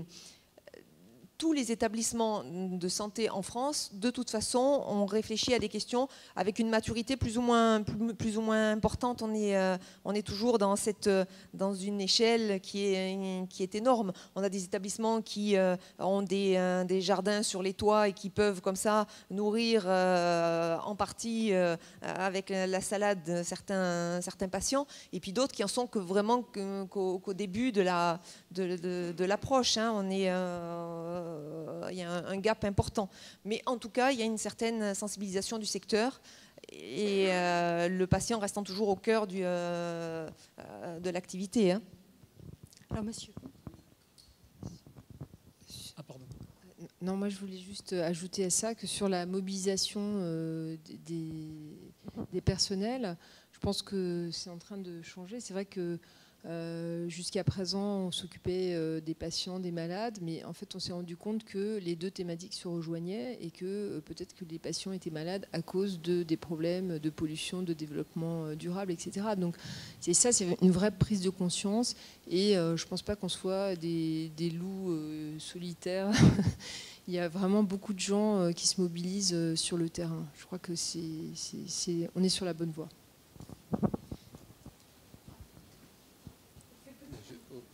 Non. Ok. Alors moi, ce que je voulais dire, c'est tout dépend du futur en lequel on croit. Parce que se mobiliser, ça implique aussi d'avoir un certain nombre d'informations, de savoir aussi l'interpréter. Et encore une fois, d'agir en cohérence. Aujourd'hui, quand on regarde certains indicateurs, on se dit qu'il y a véritablement une urgence à agir et à de multiples niveaux. Donc, ce qui veut dire qu'on devrait effectivement revisiter toutes nos démarches. Après, le mettre en œuvre et croire à ce scénario, entre guillemets, du pire qui impliquerait une mobilisation forte, tout le monde n'est pas de cet avis. Donc ça veut dire que aussi chacun fonctionne en fonction de ses interprétations, de ses perceptions. Ce qui est encourageant en tout cas, c'est qu'il y a de plus en plus de mobilisation et de plus en plus d'efforts portés à différents niveaux.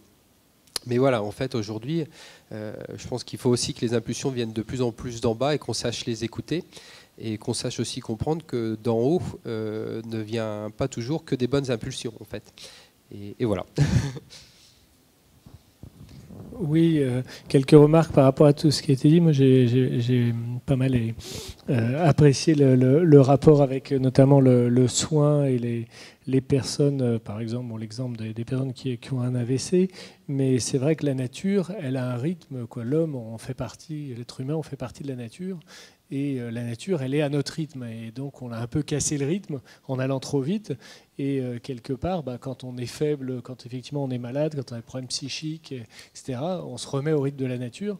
Et du coup, on guérit avec la nature. Nous, par exemple, on travaille avec des chevaux de trait depuis 20 ans dans le parc de Saint-Cloud, qu'on entretient avec des chevaux de trait. Bon, je veux dire, c'est vrai que pour des jeunes en difficulté, des personnes en difficulté psychique ou même de violence ou quoi, je veux dire, voilà, les collègues se mettent au rythme des chevaux et les chevaux se mettent au rythme aussi des collègues. Et donc, on est vraiment dans des choses, dans cette question du rythme.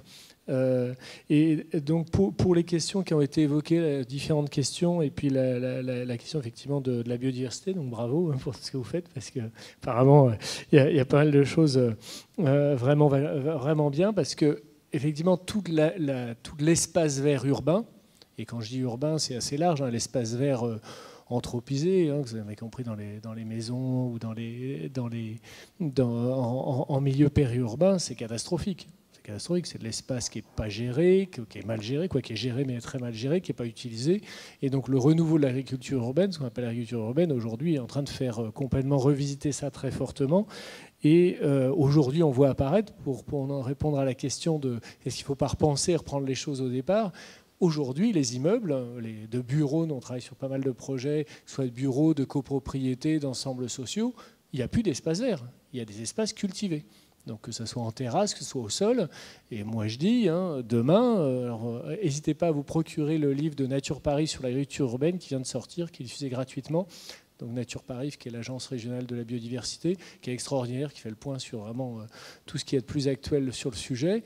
Et ben c'est vrai que, pour un exemple, la ville de Lisbonne a décidé déjà de mettre 25% de ses espaces verts publics, de les rendre aux habitants pour qu'ils cultivent, et l'objectif c'est 75% dans les 10 ans. C'est-à-dire en disant, bon, arrêtons, s'il y a des priorités à mettre, c'est peut-être la santé, c'est peut-être les transports, etc.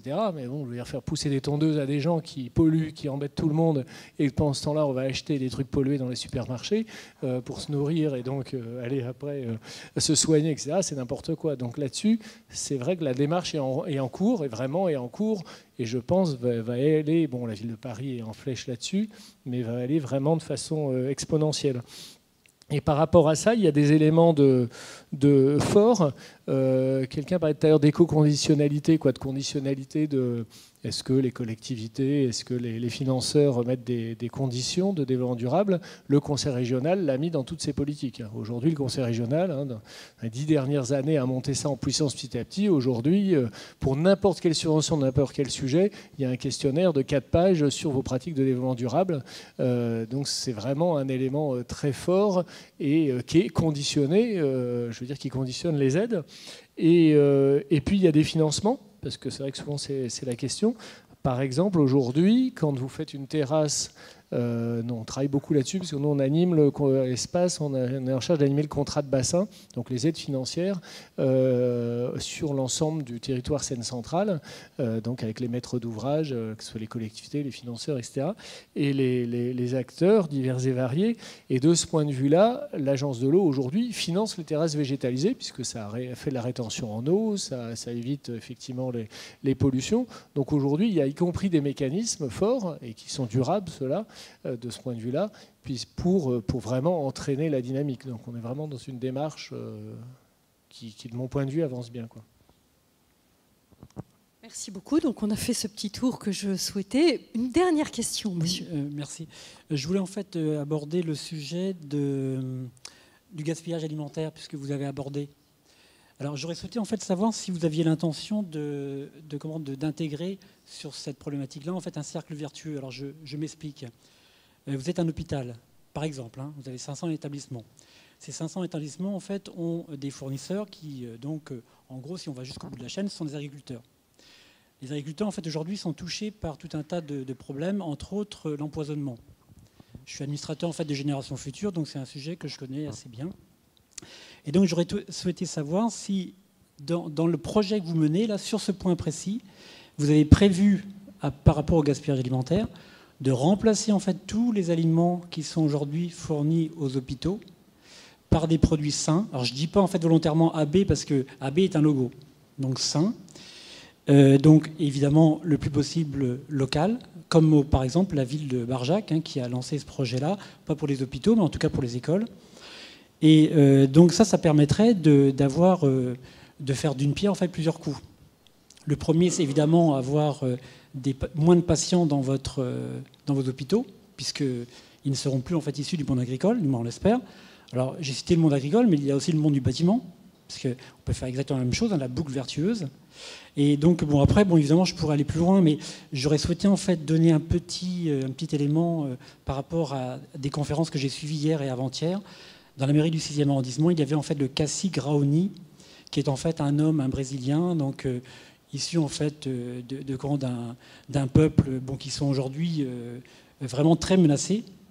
Alors, il a lancé en fait une union justement pour arriver à faire ce type de cercle vertueux, mais là pas à l'échelle d'un hôpital et d'une région ou d'un État, mais de le faire en fait au niveau mondial. Et je pense qu'il serait intéressant aujourd'hui de faire en sorte que tout le monde soit au courant de ce type de projet. Donc c'est une union sur tous les autochtones, sur tous les continents, pour arriver en fait à changer la donne. C'est-à-dire qu'il y a des projets comme l'agrocarburant qui sont entendus comme étant des projets biocarburants, donc sous le jargon développement durable, et qui ne sont en réalité en fait pas du tout développement durable. Ils sont en fait à l'opposé. Donc il ne faut pas que nous, qui sommes en fait des acteurs dans ce domaine, que nous soyons en fait piégés sans le savoir, parce que souvent c'est sans le savoir, par ce type en fait de mensonges et de tromperies. Voilà, merci. Alors oui, c'était ce qui était pointé tout à l'heure sur la complexité effectivement des choses. Merci de cette question qui est vaste, qui n'est pas forcément évidente à attraper. Peut-être, moi je trouve que ce qu'on vient de faire ici, c'est exactement un cercle de partage de compétences. Moi, je rêverais de voir dans un an ou deux si vous avez trouvé des connexions pour faire ensemble. Vous soutenez le gaspillage alimentaire, vous soutenez la partie culturelle, vous voyez l'effort 4 pour 1000 qui a été annoncé, là aussi coalition de remettre de la vie dans les sols puisque nos sols sont morts, que c'est la catastrophe au niveau mondial, 25% des sols. Bon, donc c'est ça que nous faisons ici, hein, c'est ça qui peut nous donner vraiment une espérance très très forte. Il y a énormément de correspondances dans tout ce qui se dit. C'est comme si, au-delà de cette affaire de changement climatique, on voit bien qu'il s'agit d'être debout, il s'agit d'être en santé, il s'agit d'être conscient. Vous voyez, enfin, on voit l'ampleur en fait de ce débat. Je trouve que c'est très très très très riche de voir tout cela. Est-ce que quelqu'un veut préciser le point du gaspillage alimentaire? Oui, alors bien sûr que tout ceci est abordé quand on parle de gaspillage alimentaire. On va commencer par les achats. Donc c'est la clé de voûte du sujet, c'est est-ce qu'on sait acheter, à qui on achète, quelle est l'origine des produits, quelle est la localisation géographique des produits que l'on achète, est-ce qu'on peut avoir recours à des producteurs locaux. Donc de plus en plus d'établissements s'y lancent. C'est un de nos indicateurs de suivi, c'est-à-dire combien de producteurs locaux on intègre dans la réflexion et combien de producteurs locaux on a dans nos fournisseurs. Donc ça commence à vraiment prendre forme. Pour les établissements, alors là, ce n'est pas pour tous les secteurs, mais par exemple pour un établissement, un EHPAD, donc une maison de retraite, on conseille fortement à l'établissement de faire venir le producteur qui a livré les salades ou les pommes pour qu'il parle de ses légumes ou de ses fruits, parce que les personnes âgées, ça va leur parler. Parce que c'est une animation qui n'a rien à voir avec des gommettes ou des choses comme ça qu'on peut faire à des personnes âgées, mais on les relie à ce qu'ils ont fait quand ils étaient actifs, et ça a un sens. Donc oui, bien entendu, on fait en sorte que de plus en plus de produits alimentaires soient locaux, soient sains. Donc effectivement, on ne parle pas forcément d'agriculture biologique, parce que si ça vient à 60% de l'étranger, ça n'a pas de cohérence. Mais voilà, et on a comme ça des établissements et des régions qui ont pu mettre en place des cercles vertueux avec des ESAT, avec des producteurs, avec des agriculteurs, en disant ben voilà, moi, mes besoins en poireaux pour la soupe cet hiver, ils sont de temps, est-ce que vous pouvez nous les produire ? Et c'est comme ça qu'il y a un maillage qui se crée, et ça se crée de plus en plus. C'est vraiment quelque chose qui se développe. Alors, là encore, hein, on n'a pas tous les établissements qui en sont là, mais on en a une grosse poignée qui se sont lancés vraiment dans des démarches assez remarquables. Est-ce que j'ai répondu à votre question ? Je peux vous donner aussi notre expérience locale. Donc, on a une commission alimentation dans le cadre du projet donc, développement durable qui a commencé à travailler. Et on a 45 tonnes de biodéchets par an à Gustave-Roussy, dont la moitié viennent des espaces verts et la moitié viennent de l'alimentation. Et donc on a fait une enquête sur justement d'où venait ce gaspillage alimentaire. Alors on l'a fait que chez les patients, on ne l'a pas fait encore chez le personnel, mais en tout cas chez les patients, c'est évident qu'il y a une inadéquation totale entre ce qui est servi aux patients et ce qu'ils consomment ou ce qu'ils ont envie de consommer. Et donc à partir de cette enquête qui a donc donné des résultats désastreux, enfin on savait, mais maintenant on a les chiffres. On est en train d'écrire un nouveau cahier des charges pour faire un appel d'offres, pour renouveler donc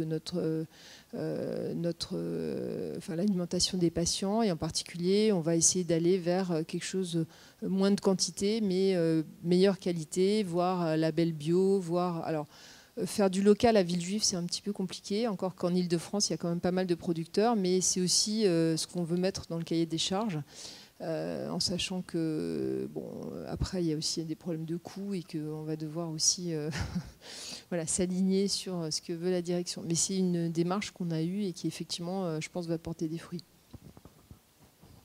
Je voudrais aussi partager une micro-expérience. Donc, on a aussi une instance qui se réunit tous les trimestres et on prend le temps sur les questions de restauration et on prend le temps de rencontrer des résidents. Et on a eu régulièrement un travail qui a été fait sur justement le gaspillage alimentaire qui préoccupe aussi les résidents. On a fait des pesées donc, également en fin de repas. Et on a travaillé, alors ces derniers temps, on a travaillé sur trois sujets. Le premier, c'est la consommation d'eau. Alors quand je vous parlais de la surveillance des fluides, on a aussi des sous-compteurs et on surveille la consommation d'eau en cuisine et d'électricité en cuisine aussi pour voir s'il y a ou pas des habitudes plus vertueuses qui se mettent en place. Parce qu'en général, quand on arrive en cuisine, on ouvre les fourneaux et puis c'est le dernier qui part qui les éteint. Et puis même chose pour l'eau, on ouvre le robinet et le soir, on ferme. Donc aujourd'hui, on a une idée très précise de la consommation que nous avons et de son évolution. La deuxième chose, c'est consommation d'eau potable. Nous avons une discussion sur les bouteilles ou carafes qui ne sont pas terminées. Et à l'issue de cette discussion, nous avons décidé, à la demande des résidents, de supprimer l'eau en bouteille pour des raisons de gaspillage, mais également d'impact environnemental. Et puis enfin, sur les dîners, on s'est aperçu qu'on avait une conception du dîner qui était une conception qui était identique à un repas de midi. Alors, les résidents nous ont dit que pour certains d'entre eux, ça faisait trop. Donc on a décidé de passer d'un menu à 5 composantes, c'est-à-dire un type repas de midi, à un menu à 4 composantes. On a souhaité garder dans cette optique-là un usage qu'on a depuis très longtemps, qui est la soupe du soir, qui est en général faite maison. Et voilà donc des actions. Alors ce que je voudrais dire, c'est moi je ne suis pas militant de ces questions-là, mais je suis convaincu que c'est nécessaire et qu'il y aura des pas qui seront faits de part et d'autre. C'est-à-dire qu'on aura certainement une meilleure maîtrise des productions de gaz à effet de serre, qu'on ne pourra pas tout supprimer, mais en même temps, si on ne fait rien, nous, on ne peut pas tout attendre des solutions technologiques qui peuvent arriver.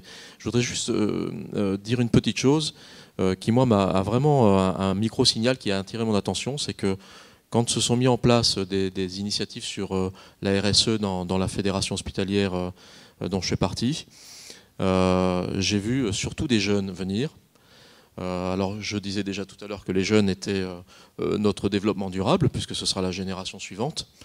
Mais ce qui m'a surtout interpellé, c'est que beaucoup de problématiques qui sont abordées dans les groupes de travail qui sont mis en place sont des problématiques qui, dans le passé, auraient pu logiquement relever des instances représentatives du personnel. Et que le dialogue qui s'est mis en place et l'efficacité des solutions qui ont été décidées a été beaucoup plus rapide. Et je me suis dit que là, il y a un signal sur quelque chose de plus profond qu'uniquement une prise de conscience sur est-ce qu'on produit ou pas des gaz à effet de serre, mais qu'il y a probablement peut-être quelque chose de culturel qui se passe et qui est en train de bouleverser des vieux schémas. Voilà.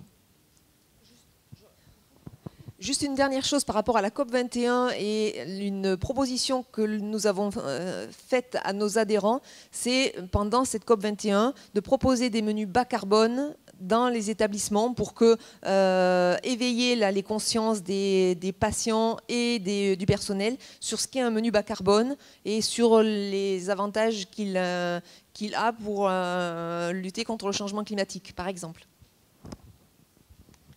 Alors, on a vraiment balayé énormément de choses. Je crois que vous avez une question pour terminer, quelque chose pour peut-être nous ouvrir.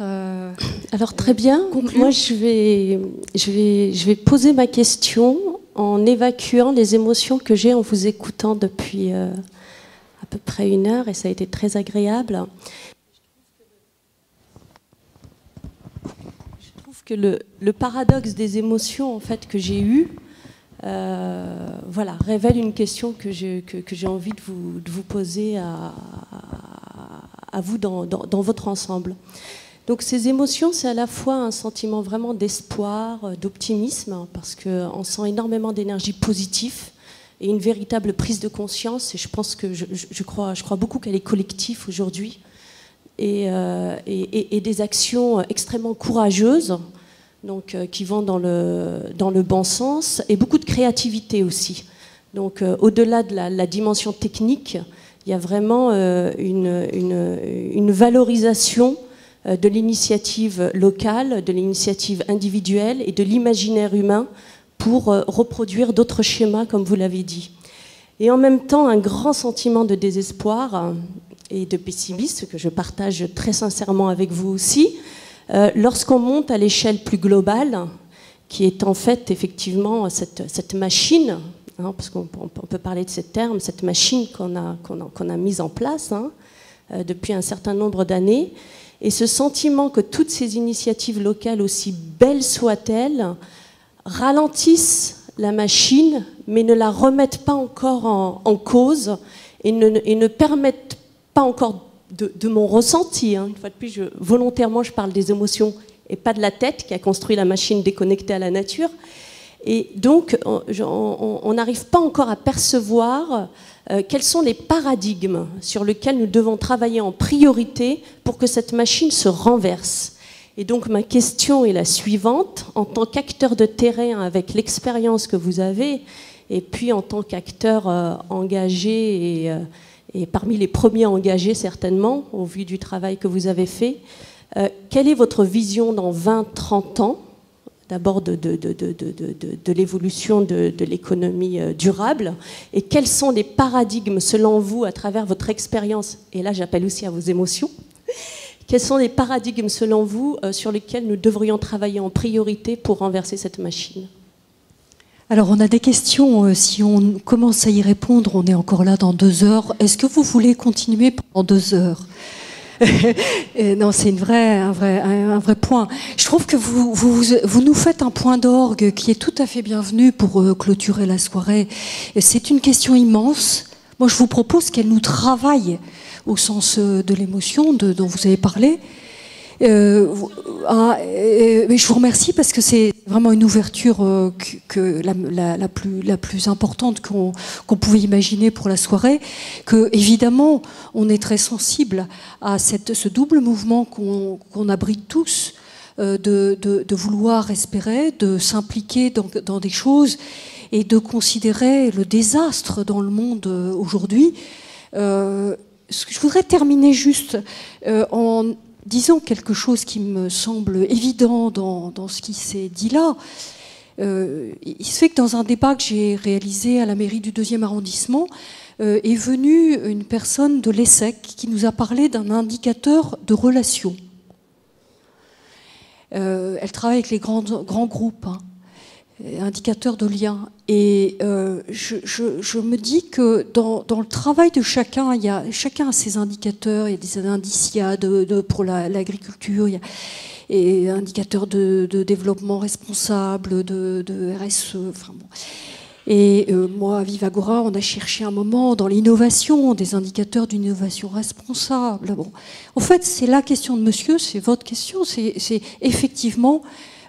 comment est-ce qu'on peut s'organiser pour remettre d'aplomb nos sociétés? On n'a pas beaucoup le choix. Alors évidemment, il y a beaucoup de jeunes ce soir. La chose qui me semble importante, déjà, c'est de nommer l'insoutenable.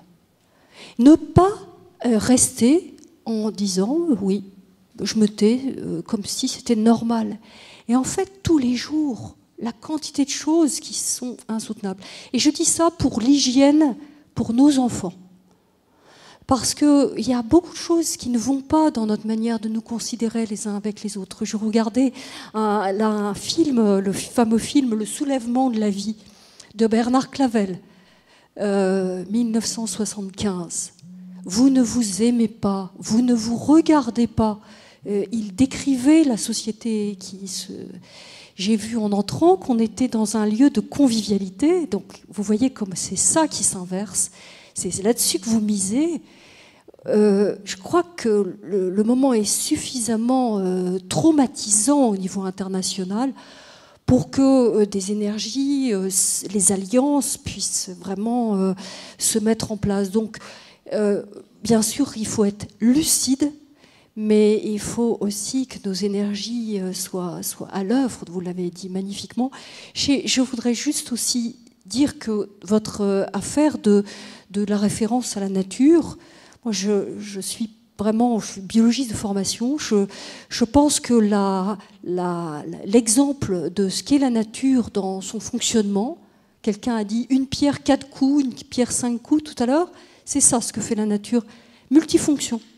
Et nous, on est toujours des espèces d'efficacité pointues sur une seule chose, un seul domaine, etc. L'innovation, elle est en train de s'épuiser dans ce cadre-là. Donc, innovation frugale, innovation partagée, ouverte, etc. Tout ce mouvement est partout,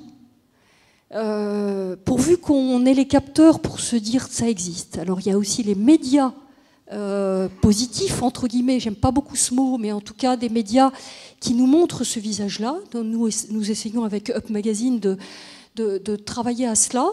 Mais voilà, que je trouve c'est très important qu'on se réunisse ensemble pour se dire ce que nous faisons et que nous pouvons coopérer, croiser nos compétences. Et c'est de ça que nous pouvons repartir. Donc un grand merci pour l'organisation de cette soirée. Et puis rendez-vous, j'espère, bientôt pour voir les fruits qu'auront produits cette soirée. Merci à vous. Et puis je crois qu'il y a un petit partage convivial.